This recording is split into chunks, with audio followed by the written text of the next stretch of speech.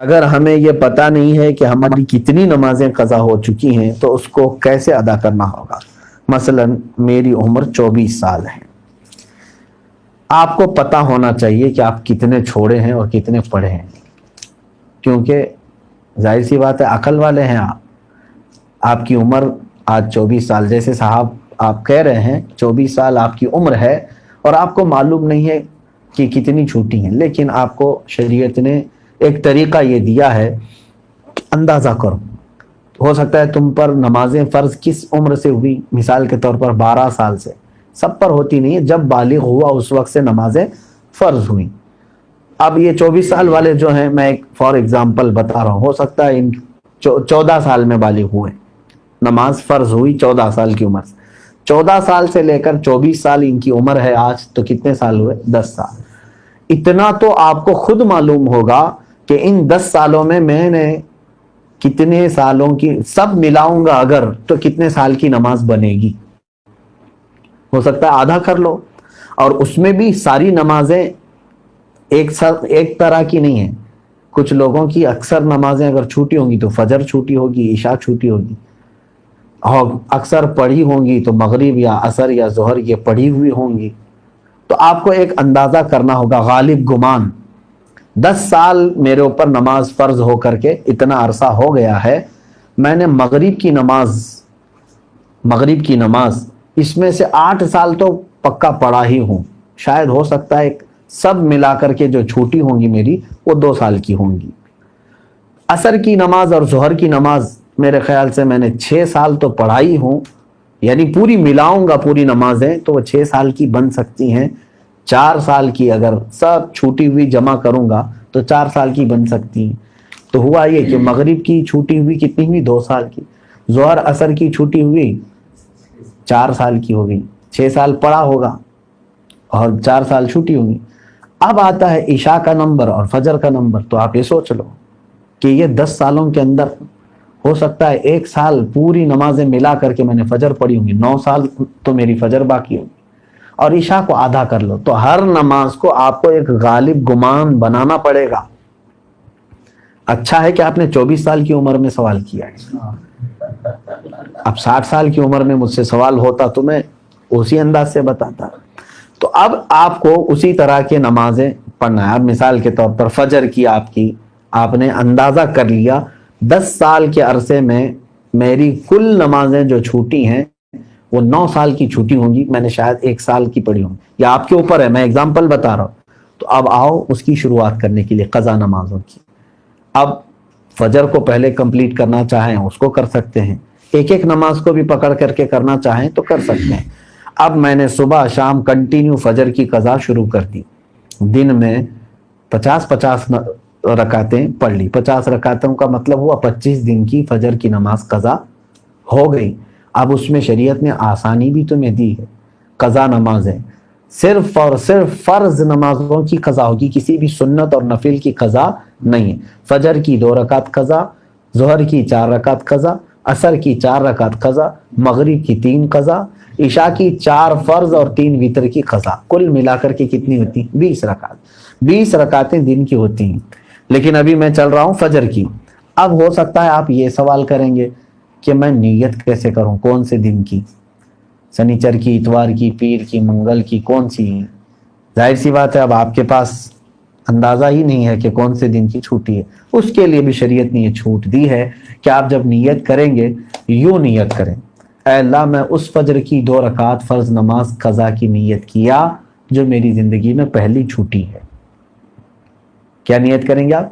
میں نے اس فجر کی 2 رکعت فرض نماز قضا کی نیت کیا جو میری زندگی میں سب سے پہلے باقی ہے۔ ہر 2 رکعت پہ یہی کہنا ہے آپ کو، کیونکہ جب وہ ادا ہو جائے گی تو جو پہلے ہے وہ ہی آتی جائے گی۔ تو 9 سال کی قضا ہونے تک آپ کو یہی نیت کرنا ہے جو میری زندگی میں پہلی باقی ہے۔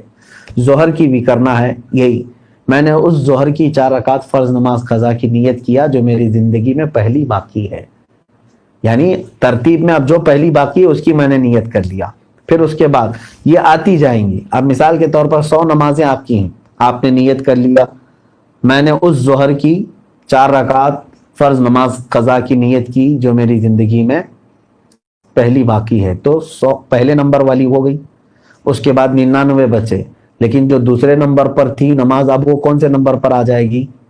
پہلے نمبر پر آ جائے گی نا پھر سے. تو ہمیشہ یہی نیت کرتا جائے گا جب تک کہ وہ 100 پوری نہ ہو جائے. نیت بھی آپ کو سمجھ میں آ گئی قضا کے لیے.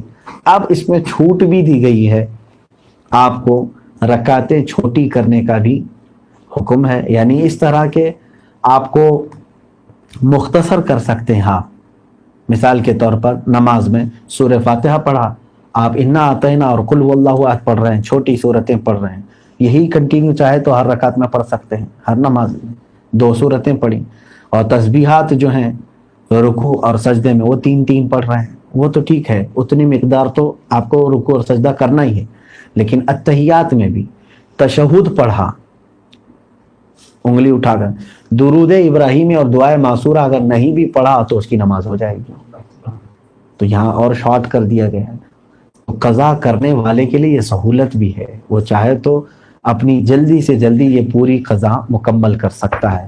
جوانوں آپ سب سے میری گزارش ہے، بڑھاپے میں انتظار مت کرنا. کسی بوڑھے کو میں نے قضا کرتے ہوئے نہیں دیکھا کہ پوری زندگی کی وہ قضا کر کے گیا ہو، بہت کم. بڑھاپے میں اصل نمازیں پڑھنے میں ہی گھٹنوں میں تکلیف، کمر میں تکلیف ہو جاتی ہے. دیکھتے نہیں آپ آج مسجدوں میں اچھوں سے زیادہ کرسیوں کی نمازیں زیادہ ہو گئی. کیوں؟ اس وقت ان کو اپنی فرض نمازیں ہی دشوار ہو گئی ہیں، کہاں قضا کریں گے. نوجوانوں آپ کے پاس آج قوت ہے، طاقت ہے، آپ روزانہ ہی آپ اپنا ایک وقت لے لو، گھنٹہ 2 گھنٹہ، میں دن میں کوئی ایک وقت مخصوص کر لوں اور اس میں صرف اپنی قضا مکمل کر لوں. چند دنوں کے بعد آپ دیکھو گے آپ صاحب ترتیب ہو جاؤ گے. صاحب ترتیب اس کو کہتے ہیں جس کی پوری زندگی میں 5 سے زیادہ نمازیں قضا نہ ہو.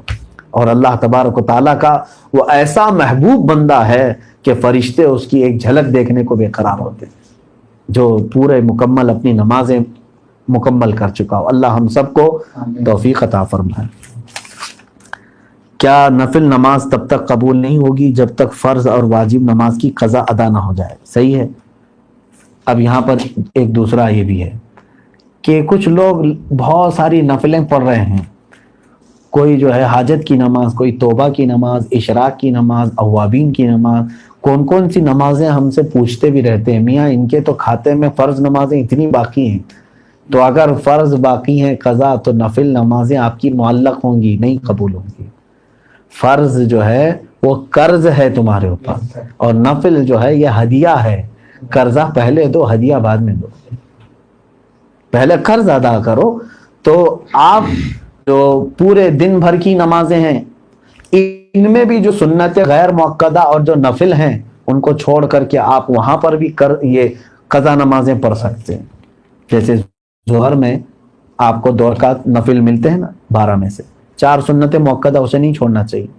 4 فرض ہے، اس کے بعد 2 سنت مؤکدہ وہ تو ہوں گی.